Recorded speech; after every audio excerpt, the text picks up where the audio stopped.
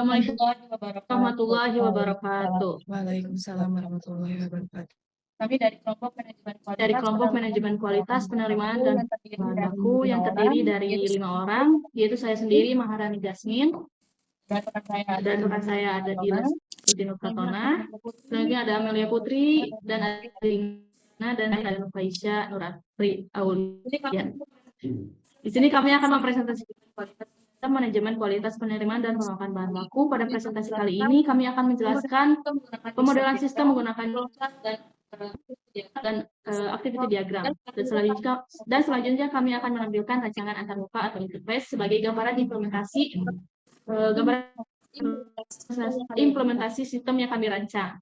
Baik, untuk sesi yang pertama kami akan memaparkan mengenai latar belakang yang akan dijelaskan oleh saya sendiri. Latar belakangnya yaitu proses penerimaan dan penolakan bahan baku merupakan salah satu aktivitas penting dalam sistem operasional perusahaan karena berpengaruh langsung terhadap kelancaran proses produksi dan kualitas produk yang dihasilkan. Proses ini melibatkan beberapa tahapan, mulai dari penerimaan bahan baku dari pemasok, verifikasi data, pemeriksaan kualitas oleh petugas QC, hingga pengambilan keputusan apakah bahan baku diterima atau ditolak. Setiap tahapan saling berkaitan. Kesalahan pencatatan atau ketidaksesuaian prosedur dapat menghambat jalannya proses produksi. Oleh karena itu diperlukan sistem untuk mempresentasikan alur proses secara nyata sehingga dapat dianalisis kinerjanya, diidentifikasi potensi permasalahan, meningkatkan efektivitas. Selanjutnya ada definisi dari use case itu sendiri menurut Rosa S dan M. Saludin pada tahun 2012. Selanjutnya ada definisi Saludin pada tahun 2012. Use case diagram merupakan pemodelan untuk menggambarkan perilaku atau behavior sistem informasi yang akan dibuat. Use case apa saja yang ada dalam sistem dan siapa saja menggunakan fungsi-fungsi tersebut. Selanjutnya ada definisi dari flowchart. Menurut Indrajani pada tahun 2015, flowchart merupakan representasi grafis yang menggambarkan urutan langkah-langkah penyelesaian suatu masalah atau proses dengan menggunakan simbol-simbol tertentu. Selanjutnya ada definisi activity diagram. Menurut Rosa S. dan M. Salahuddin pada tahun 2018, activity diagram menggambarkan workflow atau alur kerja atau aktivitas dari sebuah sistem maupun proses bisnis, bukan menggambarkan apa yang dilakukan oleh aktor, melainkan aktivitas yang terjadi dalam sistem. Selanjutnya, yang terakhir ada definisi dari rancangan antarmuka atau user interface. Menurut Pressman dan Maxim pada tahun 2020, user interface merupakan bagian dari sistem yang memungkinkan pengguna berinteraksi dengan perangkat lunak melalui tampilan, menu, icon, maupun komponen visual lainnya sehingga sistem mudah digunakan. Sekian dan akan dilanjutkan oleh rekan saya. Baik, jadi di sini ada use case diagram yang telah kami buat, di mana dalam use case diagram ini kami buat menjadi 3 aktor. Yang pertama ada pemasok, kemudian ada petugas gudang, dan ada petugas QC. Nah, untuk yang pertama, pemasok ini mengirim bahan baku ke perusahaan atau petugas gudang, kemudian pemasok juga bertugas untuk menerima info hasil pemeriksaan yang telah dilakukan oleh petugas QC. Nah, kemudian yang kedua ada petugas gudang, di mana petugas gudang ini bertugas untuk menerima bahan baku. Setelah diterima, melakukan verifikasi data bahan baku untuk dicek apakah bahan sesuai dengan dokumen-dokumen yang telah dibuat sebelumnya. Kemudian petugas gudang juga menyerahkan, setelah verifikasi data, petugas gudang menyerahkan barang ke QC. Setelah itu petugas gudang juga bertugas menyimpan baku yang diterima untuk dan yang ketiga ada petugas QC, di mana petugas QC ini bertugas untuk menerima bahan baku yang telah diverifikasi oleh petugas gudang tadi. Nah, setelah verifikasi itu, setelah menerima bahan baku tersebut, petugas QC melakukan pemeriksaan kualitas bahan baku. Dalam pemeriksaan kualitas bahan baku ini, petugas QC bertugas untuk menentukan status penerimaan atau penolakan bahan baku. Bahan baku diterima, maka bahan baku tersebut diserahkan ke petugas gudang untuk diterima dan disimpan ke gudang. Kemudian apabila ditolak, nah kemudian setelah penentuan status penerimaan atau penolakan, petugas QC ini mencatat hasil penerimaan atau penolakan bahan baku tadi untuk kemudian informasinya disampaikan ke pemasok. Setelah itu akan dilanjut oleh rekan saya. Selanjutnya pada slide ini saya akan membahas tentang alur atau flow. Yang pertama itu diawali dari pemasok yang mengirimkan bahan bakunya ke setelah bahan baku tiba, petugas gudang menerima bahan baku dan melakukan verifikasi data, seperti mencocokkan jumlah, jenis, dokumen, pengirimannya.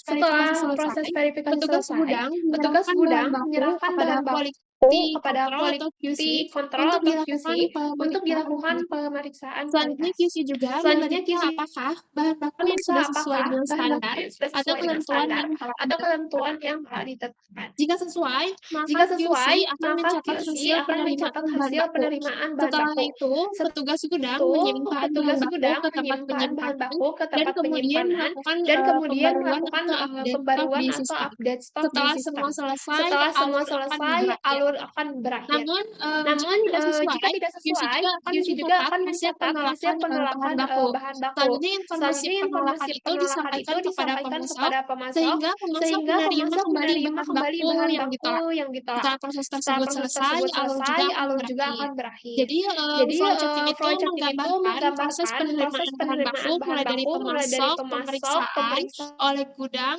dan QC, hingga keputusan apakah bahan baku oleh diterima gudang dan dan bahan disimpan baku atau diterima ditolak dan dikembalikan kepada pemasok. Seperti itu. Selanjutnya akan dilanjutkan kembalikan oleh kepada pemasok seperti itu. Selanjutnya akan dilanjutkan oleh rekan saya.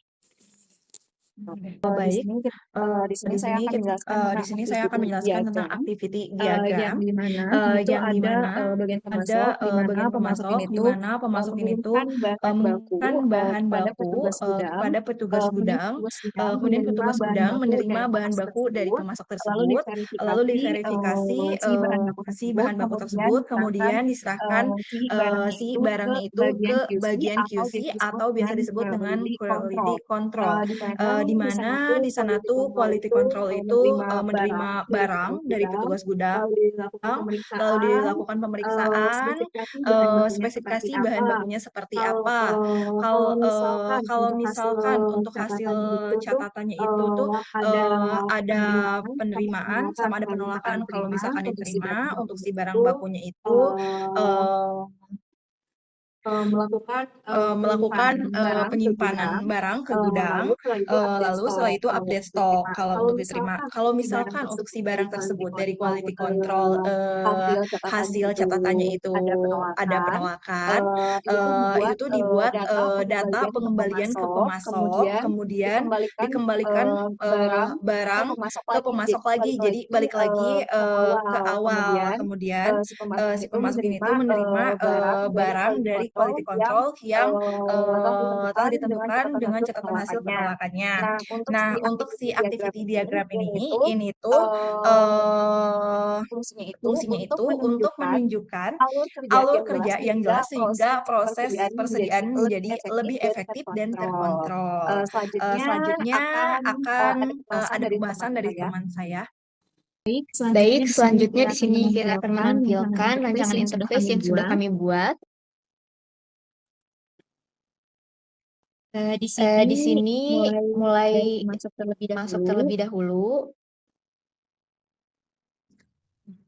kita Kita mengisi identitas, lalu masuk dashboard dengan mengisi mengirim bahan baku dengan mengisi keterangan mulai dari nomor surat, surat jalan, jenis bahan baku yang dikirim itu apa, dan jumlah kuantitasnya apa.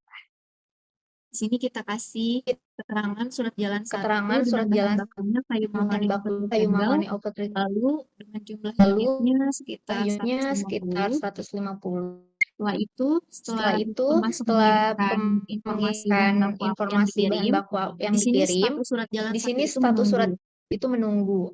Selanjutnya kita ke petugas gudang. Di sini petugas gudang akan menerima informasi dari pemasok. Di sini kita bisa lihat surat jalan 1 itu dengan status logistiknya bahan baku datang dan perlu diverifikasi untuk diserahkan ke QC. Selanjutnya kita memverifikasi dan menyerahkan ke QC. Setelah itu kita kembali lagi ke dashboard, ke tampilan awal, dan memilih peran petugas QC. Di sini dapat dilihat untuk petugas QC memiliki tugas untuk memeriksa bahan baku yang diserahkan dari petugas gudang. Di sini petugas QC bisa petugas QC melakukan pemeriksaan, petugas QC dapat melakukan verifikasi juga apakah bahan baku tersebut sesuai ketentuan atau tidak sesuai. Untuk surat jalan Satu ini kita akan mengklik bahwa bahan baku tersebut sesuai ketentuan. Setelah petugas QC memverifikasi bahwa bahan baku tersebut sesuai dengan ketentuan mutu, kembali lagi ke petugas gudang. Nah, Setelah itu kita dapat lihat di sini bahwa surat jalan 1 sesuai ketentuan dan dapat disimpan ke gudang. Dapat kita lihat juga di sini bahwa payung mahoni open rectangle ini jumlah unitnya yang ada di stok itu 630. Setelah itu kita mengklik simpan ke gudang dan update stok. Di sini dapat dilihat bertambah menjadi 780 unit. Nah, untuk bahan baku yang ditolak kita bisa lihat di sini. Baik, di sini untuk surat jalan 2, kita akan mengklik yang bahwa bahan baku tersebut tidak sesuai dengan ketentuan mutu kita. Kita bisa menulis catatannya terlebih dahulu bahwa bahan baku tersebut tidak sesuai dengan ketentuan mutu kita. Selanjutnya kita dapat kembali lagi ke pemasok.